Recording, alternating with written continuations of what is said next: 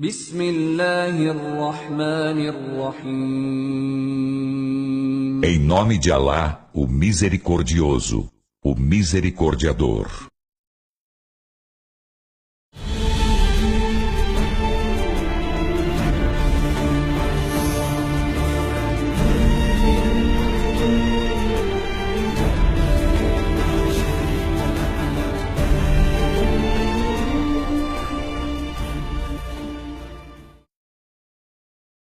A Sura do Difamador.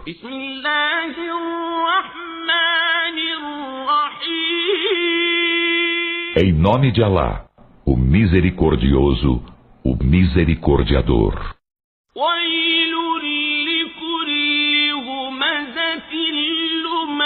Ai de todo difamador, caluniador,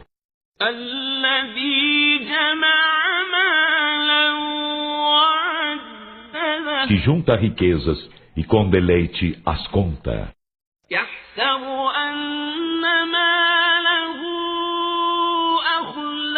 Supõe que suas riquezas o tornarão eterno.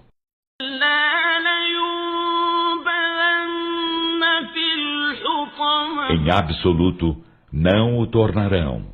Em verdade, ele será deitado fora em Al-Hutama.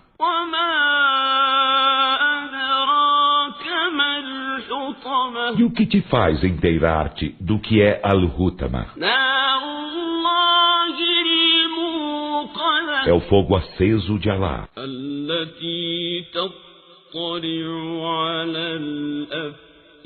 o qual sobe até os corações.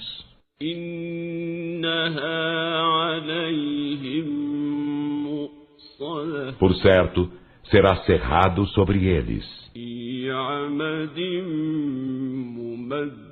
em colunas extensas.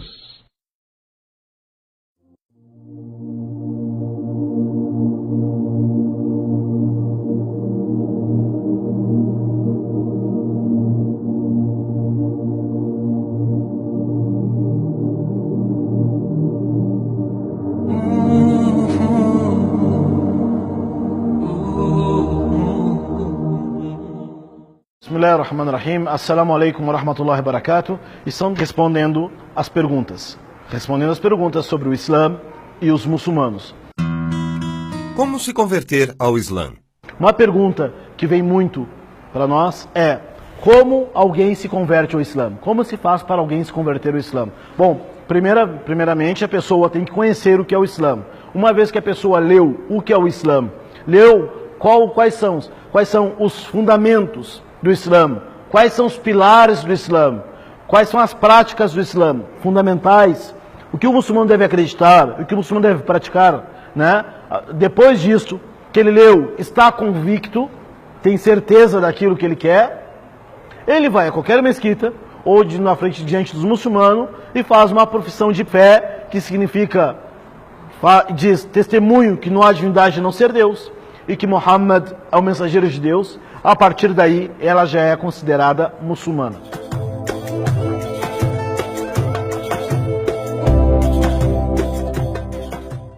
Fala assim então, em árabe.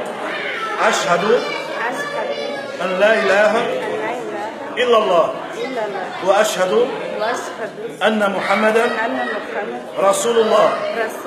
Testemunho que não há divindade a não ser Allah, e testemunho que Muhammad é o mensageiro de Deus. Parabéns, você já é muçulmana, pode cumprimentar você.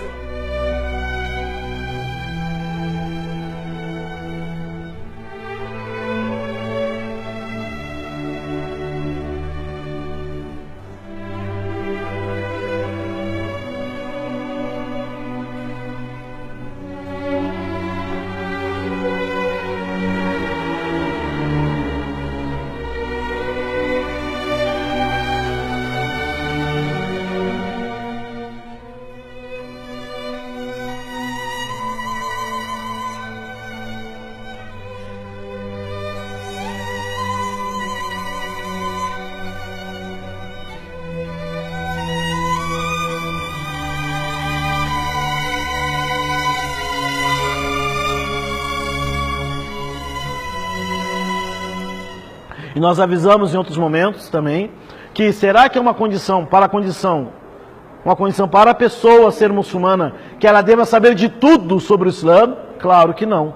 Ela tem que saber no mínimo o que deve acreditar, o que deve praticar e se estar disposta para praticar aquilo. Ela faz testemunho de fé, é considerada muçulmana e já começa a praticar o Islã. Como conhecer uma mesquita? Segunda pergunta que vem bastante, nos perguntam bastante já que eu decidi que quero ser muçulmano ou muçulmana, como é que eu faço para ir numa mesquita? Seja em todo o Brasil, onde tem mesquitas ou centros islâmicos, a pessoa procura na internet o endereço das mesquitas, o telefone, marca um dia para ir na mesquita e chega lá. Não há restrição em relação às vestimentas, porque a maioria das mesquitas no Brasil tem uma vestimenta adequada para os visitantes, para as mulheres visitantes visitar as mesquitas. Mas aquela mulher quiser trazer o seu lenço, fique à vontade para trazer o seu lenço, visita a mesquita, fale com o sheik, fala com a secretaria e será apresentada a mesquita. Será dada para as pessoas alguns livros e a pessoa vai tirando conclusão do Islã por ela mesma e assim ela vai descobrindo o Islã. Depois da minha conversão, o que devo fazer? E a terceira pergunta que vem bastante depois: eu já me converti ao Islã. Depois que eu me converti ao Islã, o que eu tenho que fazer agora? Será que a primeira coisa que eu tenho que fazer é botar uma touquinha, é deixar a barba crescer, é trocar de nome? Qual é a primeira coisa que eu tenho que fazer que eu me converti ao Islã? É saber que o Islã é uma religião que é um sistema completo de vida. A pessoa tem que saber as suas prioridades agora como muçulmana. Saber da fé, ler o Alcorão, ler a da vida do profeta Muhammad. Com o tempo, a fé vai entrando no coração. Ela entrou no Islã pronunciando uma frase, mas agora faz a parte dela. O seu trabalho agora é conhecer melhor a religião para que a fé vai tomando conta do seu coração. Já se converteu ao Islã, o que eu faço? Aprenda a fé. Depois, aprenda a oração. E assim por diante. É um conhecimento contínuo. Não existe assim na religião muçulmana, a pessoa diz: eu me converti ao Islã, vai botar um chip na cabeça e já sabe de tudo. Não. Vai aprender o Islã o resto da sua vida. Porque a prática é o resto da vida, né? A pessoa que se converter ao Islã tem que abandonar alguns vícios? O muçulmano não bebe nada de álcool, não consome carne de porco, ele evita isto, larga a mão. Porque se vai medir, qual é o benefício que traz isso para a vida religiosa, espiritual e para a vida do ser humano, a bebida?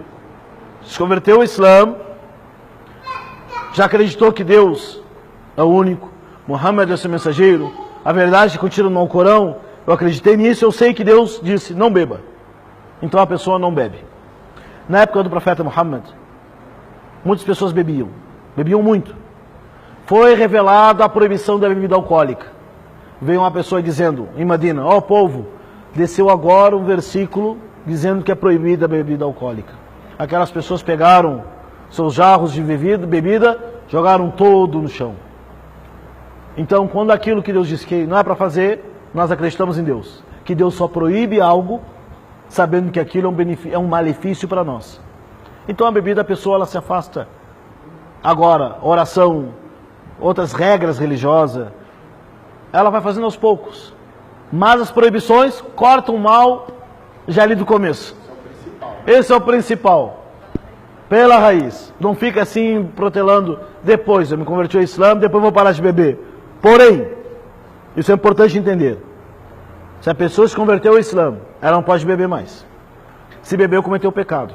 Mas se ela quer ser muçulmana de verdade, não será a bebida que vai impedir ela. Ela vai se converter ao Islã. E se ela beber, cometeu um pecado. Não é o beber que vai tirar ela do Islã, enquanto ela saber que aquilo é pecado. Então a pessoa tem que saber. Deus proibiu o consumo de bebidas alcoólicas. Está acabado. Se for no médico, o médico dizer, olha, se você beber, não você, mas se alguém beber, tá, vai aumentar uma doença, vai te dar um AVC. A pessoa vai querer beber depois? Não. Não. Então Deus disse que não é para beber. Ó Deus, tu disse? Ó Deus, sabe o que é melhor para mim? Então tá bom, não bebe. O cigarro não impede de você ser muçulmano. E mesmo que você se converter e fumar, não deixa de ser muçulmano. Porque o vício do tabaco, do cigarro, se fosse fácil largar, não existiria fumantes. Não é fácil. Eu não achei certo, aliás, então não é certo fazer a charada. Não, é certo fazer a charrada, o que não é certo é fumar. Não inverta. Não inverta. É certo fazer a charrada, o que não é certo é fumar. Mas que não impeça. Por quê? Diante de outras coisas, seu menos. Não vamos dizer para você, olha, agora para você se converter ao Islã, tem que largar o cigarro na hora. Não é fácil largar. Se converte ao Islã, aceita o Islã, vai aprendendo, a fé vai tomando coração, chega um ponto que a pessoa vai acordar, não quero mais fumar. É ou não é? Entendeu? É a tua dúvida. Mesmo se fumar depois, se converteu agora, saiu na rua, fumou cigarro, deixou de ser muçulmano? Não. Claro que não. Não deixou de ser muçulmano. Fez uma coisa errada de fumar, mas não deixa de ser muçulmano, porque a fé está lá no coração. Então é assim. Não deixem, gente, que nada impeça a pessoa, tire os obstáculos entre você e Deus. E depois que já conheceu o caminho até Deus, siga. E se tropeçar, levante e continue. Não, não é. Não está escrito, para ser muçulmano tem que virar anjo. Está escrito? Não. Não está escrito. Todo mundo falha. E nós vamos lutando contra nossas falhas. E temos a vida inteira para curar isto, para consertar isto. O moral da história não é como a gente começa, mas como vamos terminar. Então, aceita o Islã, e depois cigarro você se entende com Deus, hoje, amanhã, depois da manhã, ou ano que vem, mas não vai deixar de ser muçulmano porque fuma. E nem deixa de se converter por causa do cigarro, pô.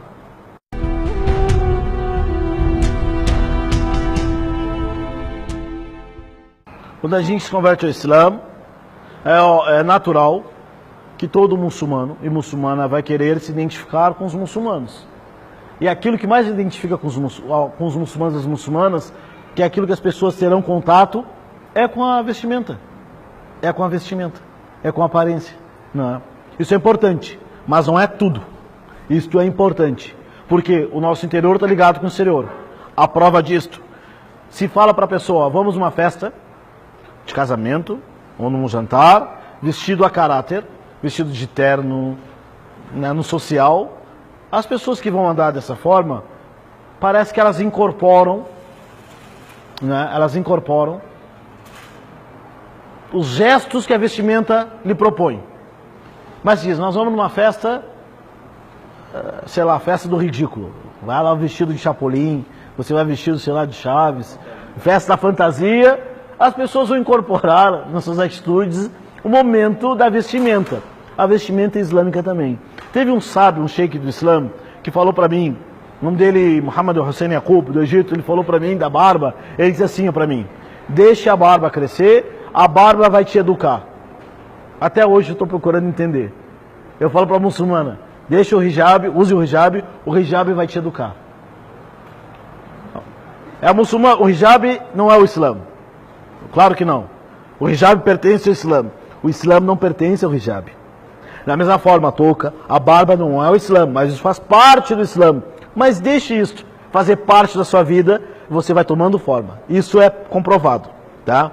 O muçulmano, ele, das práticas, é aquilo que é exigido de primeira mão, hoje para fazer. Depois que ele preencheu o obrigatório, o prioritário, o urgente, ele parte para os atos voluntários. E assim por diante. Né? A história da maçã e do casamento. Aí ele voltou na porta do cara e disse, olha, você me desculpa, porque eu engoli o suco da sua maçã. Aí ele disse, eu te desculpo, mas para isso você vai ter que me servir de escravo durante 2 anos. Então ele serviu. Depois disso ele disse, pronto, estou perdoado. Aí o homem disse, não, você vai ter que se casar com minha filha, que é cega, muda e surda. A história que nosso irmãozinho disse, fantástica, entenderam? Isso é mencionado, o Imam al-Zahabi, num livro chamado Tariq al-Islam, ele menciona essa história que você disse. E é atribuída essa história ao Imam Abu Hanifa, de fato. Dizem que é ele, e dizem que essa história aconteceu com o pai dele. O pai dele, o nome dele era Thabit, foi o homem que comeu dessa maçã e era tão consciente, falou, ó, desculpa, eu comi a sua maçã do seu bosque, ele não perdoou, a não ser se casar com a minha filha. É a história que você contou, né? A não ser se casar com a minha filha. Só que minha filha é cega, surda e muda. Se não casar com ela, não... Ele, tá bom, foi lá e casou. Quando chegou no casamento, a mulher é normal, né? É a história que você... Estou repetindo a sua história. Ué, ela é surda, ela não escuta o que é haram. Cega, não enxerga o que é haram. Muda, não fala o que é haram. Dizem que essa mulher era a mãe do Abu Hanifa. E o pai era o Thabit, pai do Abu Hanifa. Porém, os erros que as pessoas fazem um com os outros, nós temos duas coisas. As nossas falhas, nossos erros, ou os nossos pecados, são em dois tipos. Aqueles que é em relação a Deus e outro que é em relação com as pessoas. Aquilo que é relacionado com Deus, se Deus quiser perdoar, Ele perdoa. No dia do juízo final, existe uma balança onde será julgada as boas ações e as más ações, e daí é com Deus. Mas aquilo de errado e mal que fizemos entre as pessoas, como é que nós vamos acertar? Será que vale, eu prejudiquei, fiz mal a você, mas pedi perdão de Deus, estou liberado? No Islã não é assim. Deus vai me perdoar depois que eu consertar minha falha com você. Porque senão, direitos são violados. Pessoas podem ser mortas e desrespeitadas em nome da religião. Porque as pessoas acham, já que eu sou religioso, eu sou bonzinho, eu faço de errado com as pessoas, peço perdão de Deus, estou perdoado. Não é assim. No Islã não funciona. Tem que pedir perdão de Deus e tem que consertar o erro com a pessoa. Mas se a pessoa cometeu falha com alguém, esse alguém sumiu, foi embora, faleceu, nunca mais viu ela, e agora como é que eu vou fazer para ela me desculpar? Não tem como.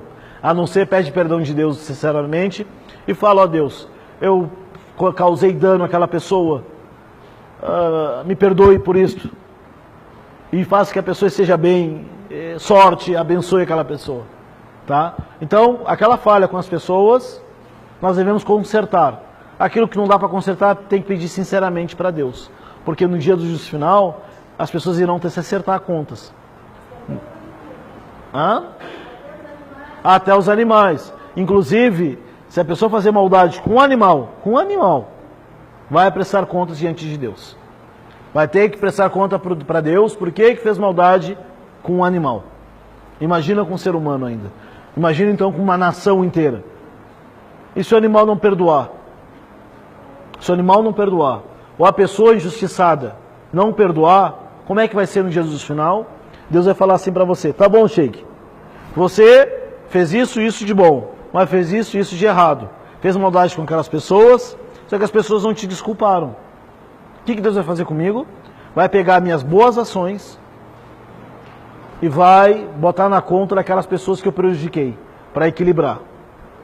Ou seja, todo o bem que eu fiz, eu posso estar jogando fora. Como dizem umas pessoas do Islã, um sábio do Islã me diz assim, quando alguém falou mal de outra pessoa, olha, fulano falou mal de ti, fez fofoca de você. Você não ficou sabendo, mas ele falou mal de você. O que esse sábio do Islã me disse? Fulano jogou uma flecha para me acertar e errou. Agora está trazendo a flecha para mostrar para mim que ele tentou me matar? Ou seja, tem coisas nessa vida que a pessoa faz de errado, pede perdão de Deus, basta. Outras coisas, faz de errado, pede perdão de Deus, se arrepende. E outra tem que consertar o prejuízo que fez com sua pessoa. Porque se não pagar aqui, vai ter que pagar lá em cima no dia do final. A circuncisão é obrigatória? O profeta Jesus, a paz esteja com ele, foi circuncidado ao 8º dia de vida. Isso. Também o Timóteo, companheiro do apóstolo Paulo, foi circuncidado após a puberdade. E muito antes, séculos atrás, milênios aliás atrás, o profeta Abraão, foi circuncidado já em idade avançada. Isso. No Islã, se é obrigatória a circuncisão para o converso, se eu tiver desejo de fazer isso, existe a possibilidade? Bom, a circuncisão, ela é sunnah, é recomendado. É do profeta, primeiro a fazer a circuncisão foi o profeta Ibrahim. Está no Sahih al-Bukhari. A história é que ele fez a circuncisão quando tinha 80 anos. Quando tinha 80 anos. Né? E é sunna.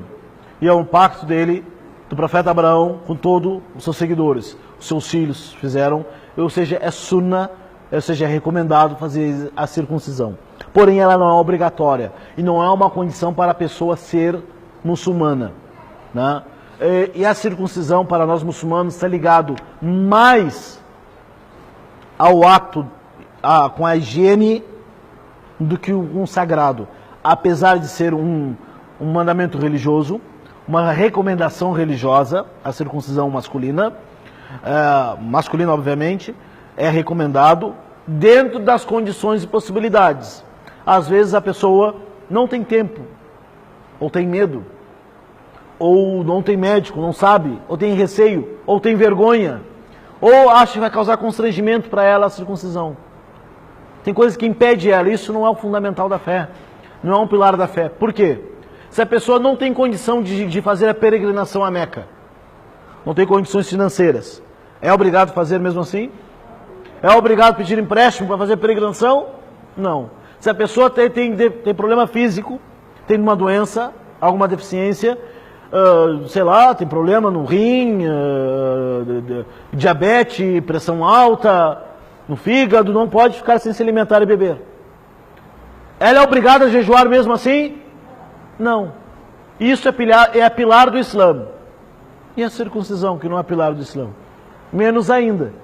Se a pessoa tem condições pela higiene, que é higiênico, ela faça. Mas se ela tem medo, tem receio, né? Não faz. Ninguém, não existe na Islã, nós vamos ficar alguém na porteira ali na mesquita, vamos ver quem é circuncidado, fica aqui. Quem não é, senta para lá. Não existe isso. Não tá também escrito no Alcorão, na circuncisão, essa palavra não tá. É aquilo que é recomendado. Questão higiênica. Se puder, faça. Se não puder, não tem problema. Não é um conceito, não é algo que a pessoa, para entrar no paraíso é circuncisão. Não. Isso é um complemento. A recepção nas mesquitas. Se a pessoa chega numa mesquita e ela é bem recebida, às vezes dá a impressão que a mesquita é fechada, só para os muçulmanos entram, mas não é verdade. As mesquitas estão abertas para todo mundo. Tem os horários de visitas, tem os horários de oração. E a pessoa, qualquer mesquita entrar e se identifica, olha, eu sou novo, quero conhecer a mesquita, vai ser recebido por todo mundo. Ela só vai ser pedida para ela, tirar o sapato, só entrar na mesquita. Somente isso. Então será bem recebido por todo mundo. Os muçulmanos aceitam o profeta Jesus? Obviamente que sim. Porque o profeta Jesus, para nós muçulmanos, acreditar nos profetas e mensageiros é um pilar da fé. Um dos pilares da fé. Não é muçulmano quem não acredita na mensagem de Davi, de Salomão, de Abraão, de Moisés, principalmente de Jesus. Jesus, para nós muçulmanos, é um enviado de Deus. Deus revelou para ele um livro chamado Al-Injil, em árabe, o Evangelho. Ele nascimento milagroso da Virgem Maria. Inclusive tem um capítulo ao Corão, capítulo 19, intitulado Maria, em árabe Mariam. Nós acreditamos que Jesus não faz parte de Deus, não é filho de Deus, não compartilha nada daquilo que é particular de Deus. Acreditamos também que Jesus não disse para as pessoas, adorem-me, adorem a mim e nem a minha mãe. Jesus era monoteísta, acreditava em Deus, cumpria as ordens de Deus e foi um exemplo de como ser um servo de Deus na terra. Acreditamos que Jesus tentaram prejudicar Jesus por causa da sua mensagem, tentaram crucificá-lo e Deus o informou que iriam crucificá-lo um dia antes. Acreditamos que houve a última ceia, 5º capítulo ao Corão, no final fala disso, que ele disse também, quem irá me socorrer, quem irá me apoiar, quem irá no meu lugar. Um dos jovens seguidores, ele disse, eu irei no seu lugar, Jesus, e foi no lugar de Jesus. Foi crucificado, não Jesus, mas esse jovem, no lugar como voluntário, e foi um mártir. E Jesus então foi arrebatado até os céus. Jesus voltará no final dos tempos para dar fim à sua missão. Jesus voltará e dirá para as pessoas: ó povo, eu não sou nada daquilo que vocês estão falando. Eu vim com uma missão única. Meu Senhor é um único Deus. Adorai a Ele e não lhe coloquem parceiros intermediários para Deus. Jesus voltará na terra como Messias, irá casar, terá filhos e morrerá. E será enterrado. Por quê? Da terra foram criados, do pó foram criados, da terra foram criados e da terra retornarão. Está na Bíblia e também está no Alcorão. Retornará na terra, será enterrado na terra. É o mais coerente. É o mais coerente. Né? Então Jesus tem um papel fundamental para nós muçulmanos e sua mãe. Jesus é mencionado mais de 25 vezes no Alcorão. E de 22 vezes, das 25, o Jesus é mencionado 27 vezes no Alcorão. 25 vezes é mencionado Jesus, filho de Maria. É impossível falar de Jesus sem falar de Maria. É impossível falar de João Batista sem falar de Zacarias. A história de Jesus não começa com o nascimento dele, mas começa com o nascimento do João Batista lá atrás. Antes, com Zacarias, João Batista, Virgem Maria e Jesus. Que a paz esteja com ele. Nós respeitamos, amamos todos os profetas, e nosso amor por eles é tão grande que não sai daquilo que é previsto por Deus. O fato de amar os profetas não quer dizer que nós adoramos eles e invocamos eles em vez de Deus. Casamento de muçulmanos com cristãs ou judias. Eu ouvi falar que um muçulmano pode sim casar com uma cristã ou com uma judia. Pode mesmo? E se pode, como ficam os filhos? Bom, Segue a religião do pai ou da mãe? o muçulmano ele pode casar com uma mulher que seja cristã ou judia. Por quê? Porque existe um vínculo aí de origem. Esse vínculo é a fé nos livros, nos profetas, nos mensageiros, no dia do final. Existe um vínculo aí. É permitido casar, uma seja judia ou cristã. Essa mulher, esposa do muçulmano, não é obrigada a se converter à religião islâmica. Não é obrigada. Ela pode se manter na sua religião. E o muçulmano não pode obrigá-la e nem constrangê-la na sua religião. Não pode constrangê-la e nem obrigá-la a se converter ao Islã. Inclusive deve ajudá-la e protegê-la ainda. Né? Em relação aos filhos, a educação fica com o casal. Né? A educação fica com o casal com bom senso e com juízo e bom senso. O pai irá ensinar o ensinamento do Islã para os filhos. Né? Simples. Para as mulheres muçulmanas, é obrigatório o casamento? É verdade que no Islã as mulheres são obrigadas a se casar? Isso não é islâmico. No Islã, o homem ele tem direito de escolher com quem ele quer casar e a mulher também tem direito de escolher com quem ela quer casar. Claro que existem sociedades que não é igual ao Brasil, onde o menino sai de casa, volta casado. A menina sai de casa, no outro dia, cadê onde é que você está, filha? Ah, casei lá fora, voltei. E agora já separei. Não, no Islã não é assim. Não funciona assim. Existem sociedades que funcionam, mas no Islã não. Por exemplo, porque a família é tão sagrada para nós muçulmanos que deve ser protegida e preservada. Mas a muçulmana, ela escolhe com quem ela quer casar. Não pode obrigá-la a casar se ela não quer. Ou não pode obrigar ela a separar. Ela tem direito de escolher com quem ela quer casar ou não. Cabe o pai, talvez. O pai ele pode sugerir alguém para a menina casar. É um direito do pai também. É um direito do pai escolher e preservar, procurar um homem, um jovem, digno, correto para casar com a sua filha. É um direito do pai. É o direito dela dizer, não quero casar. Como é o direito dela dizer, pai, tem fulano da família tal, eu gostei dele, vou casar com ele, mas eu não vou lá falar. É você que vai tratar, isso é a função do pai. Né? Então, a mulher, na religião islâmica, ao contrário do que muitas pessoas imaginam, ela tem direito de escolher com quem ela quer casar e tem direito de escolher se ela quer separar também. Não interfere, a família aí tem sua importância, mas ela tem seu direito. 4 mulheres? Gostaria de saber por que no islamismo é permitido que o homem case com mulher. Porque é permitido o homem casar com mais de uma mulher. Tá bom. Isso chama-se na religião islâmica, em árabe, ta'addud.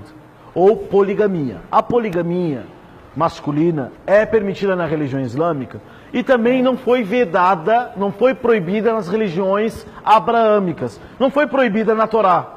A prova disto, que Davi, Salomão, quantas esposas tinham? 600 rainhas.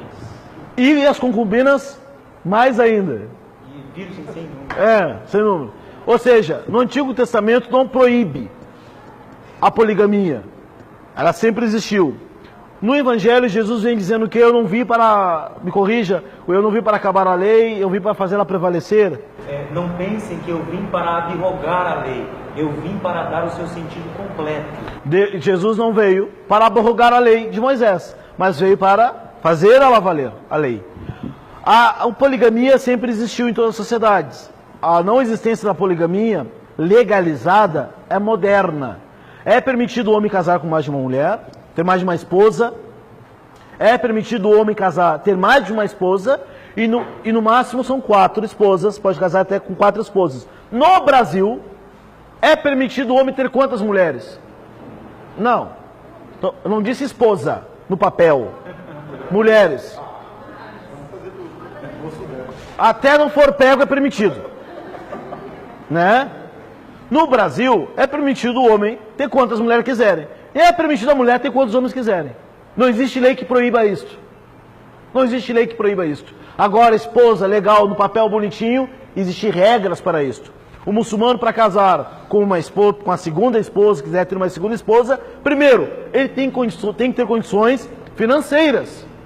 Condição física, ele tem que ter uma condição social. O que é isto? Condição financeira. Se tem uma segunda esposa, não é namorada, abre um apartamento, aluga uma casa para sua esposa morar lá. Se o casal entrou em acordo, eu aceito ser segunda, terceira, quarta, quarta esposa, fica no seu canto, eu fico no meu, não tem problema. Se é o casal, entra o casal. Mas é um direito da mulher exigir, eu quero minha casa, já que eu sou sua esposa. No Brasil não funciona assim. Bom, isso estou dizendo na poligamia brasileira, entre aspas, tá? Vocês entenderam? Ou seja, o homem tem direitos e deveres ali. Primeiro dever, manter, sustentar, proteger a esposa. Para isso tem que ter condições financeiras. Tem que ter condição física, condição de tempo e social. Ele não pode destruir uma família para construir outra, senão ele vai ter 2 pecados, nenhuma e nem outra. Tem a questão social, que é, você não homem, chega lá, foi lá no pai da menina, fez o casamento, sou noivou, casou na frente de todo mundo, bonito. Agora a segunda esposa, ele deve fazer a mesma coisa. Por quê? A segunda não merece o mesmo respeito? Merece e deve exigir. Quer casar comigo? Vai lá falar para o meu pai que você já é casado, né? E você quer casar comigo? Com as condições estabelecidas de acordo com a religião islâmica, que você vai montar uma casa para mim também, né? Se o pai da menina falar, não tem problema nenhum, por favor, é melhor para minha família, não há nada que vai impedir. Então existem condições, regras para a poligamia ser praticada. Se não tiver condição e temer, e o homem sabe que será injusto, ele não pode casar com a segunda. Pode até querer, mas se não tiver, se ele sabe que não será justo, ser equitativos, não pode, torna-se pecado, porque acaba destruindo 2 famílias aí. Mas existem regras na poligamia, não é como as pessoas imaginam. Eu vou fazer na minha casa um harém, ou não é assim, não funciona assim. Isso é coisa de filme. Pois não. Se a primeira esposa não aceitar, morreu a história aí, é melhor não ficar quieto na dele. Não é? É melhor. Porque como é que ele vai convencer a primeira esposa dele a aceitar? Tem que ser muito, né? Muito autêntico, muito forte, né? Tem que ter personalidade muito forte para chegar para sua esposa, minha querida, tudo bem, eu casei com a... Não funciona assim, né? Mas acontece. O homem ele tem direito de casar, mas seguir essas condições, essas regras. O mais difícil de tudo é ser justo. E o homem não consegue ser justo com ele mesmo. Imagina, não consegue ser justo com a primeira esposa Imagina ser justo com a segunda esposa. Nós não conseguimos, eu não consigo, pelo menos. 4 homens? Há um questionamento em relação à poligamia masculina. Por que os homens podem casar com 4 mulheres e as mulheres não podem casar com 4 homens? Bom, esse questionamento existe, mas veja que durante a história, a natureza do ser humano, do homem, é ser poligâmico. Da mulher, não. Se um homem ele tem 4 esposas, vamos ver que as 4 esposas podem ficar grávidas dele no mesmo ano. E se uma mulher tem 4 esposas, 4 maridos, Deus o livre? Como é que ela vai ficar grávida? Quem é o pai? E socialmente é impossível, não fecha. Fisicamente, não tem como. Biologicamente, até questão de pensamento. Imagina, entre nós falando, uma mulher que está com TPM. Imagina 4 maridos sofrendo pela mesma mulher de TPM. Um homem sofre, imagina 4 maridos. É dar briga, não tem como. As atribuições da mulher é muito mais do que do homem. Porque a mulher cuida do marido, cuida dela, cuida da casa, cuida dos filhos. Imagina cuidar de 4 maridos. Né? Mas um homem consegue sustentar, trabalhar, tem condições de manter 4 famílias. Levando em consideração que na época da poligamia era aceita na sociedade, guerras muito mais constantes que hoje. Eram os homens que iam para as batalhas e não as mulheres. Índice de mortalidade exaltos. Filhos, órfãos. Quem é que daria assistência a essas mulheres? Aí a poligamia é uma salvação. Agora, se fosse o contrário, mulher tem 3 maridos, os 3 vão para a guerra, e aí? Um tem que ficar, vai vocês 2 aí para a guerra, eu quero ficar. Não, vai você, não tem como. Não tem como. E o trabalho, tira no palitinho, vão disputa, como é que vai fazer? Não. Então não tem como a mulher ter mais de um marido. A natalidade também, o homem poderia ter, tecnicamente, 4 filhos por ano. E a mulher? 1. E de quem? Olha a briga. Não. E depois também questão do divórcio, tem regras religiosas islâmicas em relação ao divórcio. Não é? É o homem que dá o divórcio. Se o homem, a mulher tem 4 maridos, o homem fala para a mulher: você está divorciada? Ou ela vai ter que falar para ele: você que está divorciado? A mulher vai ter que falar para ele.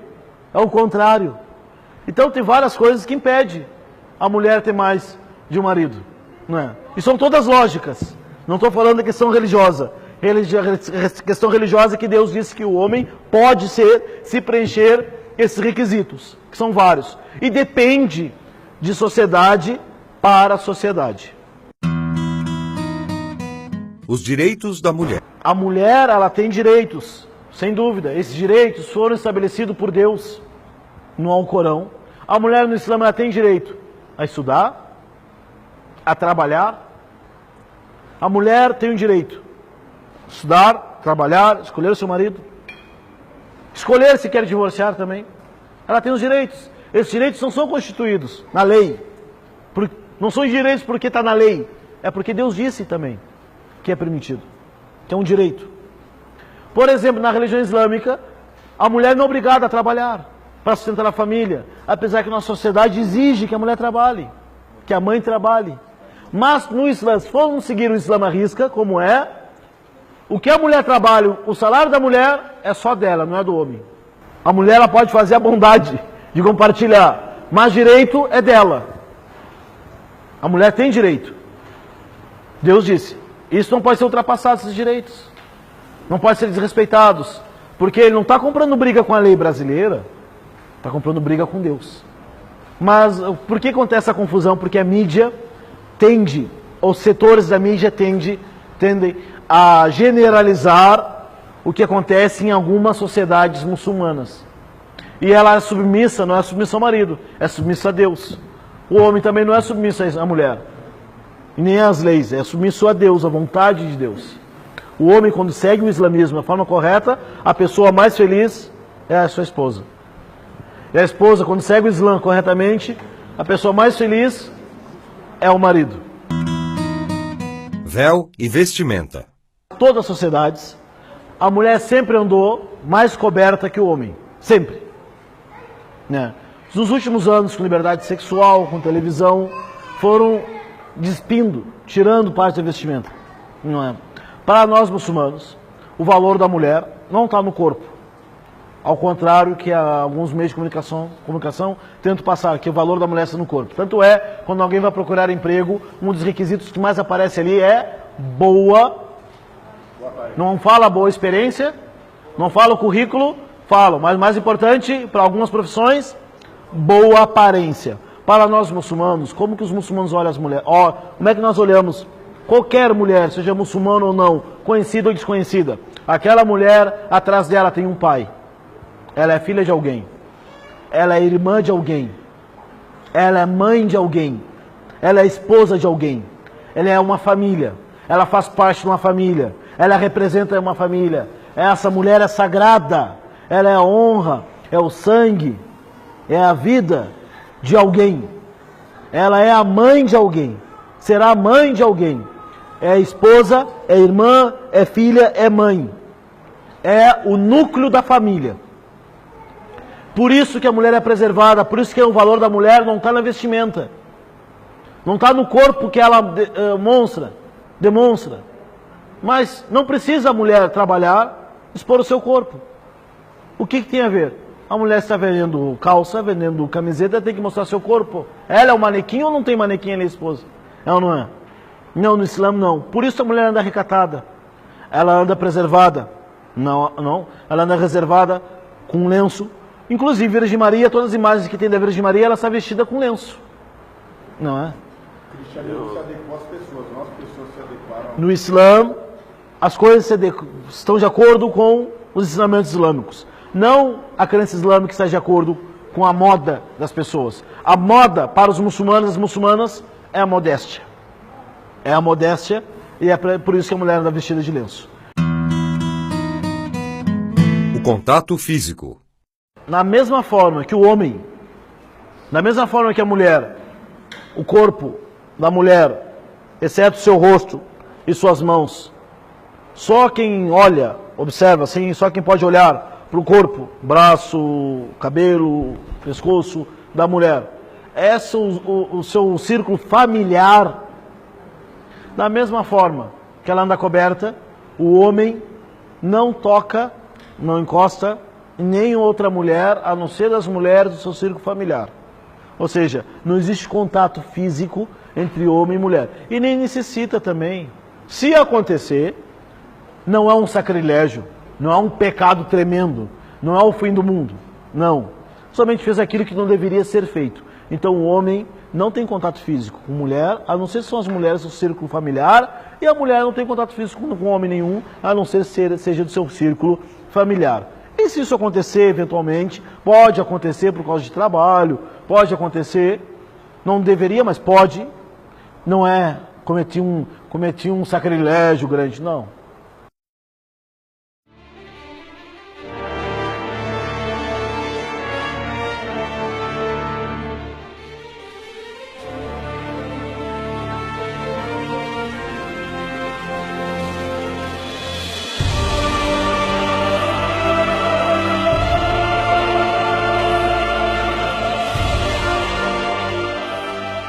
E assalamu alaikum wa rahmatullahi wa barakatuh.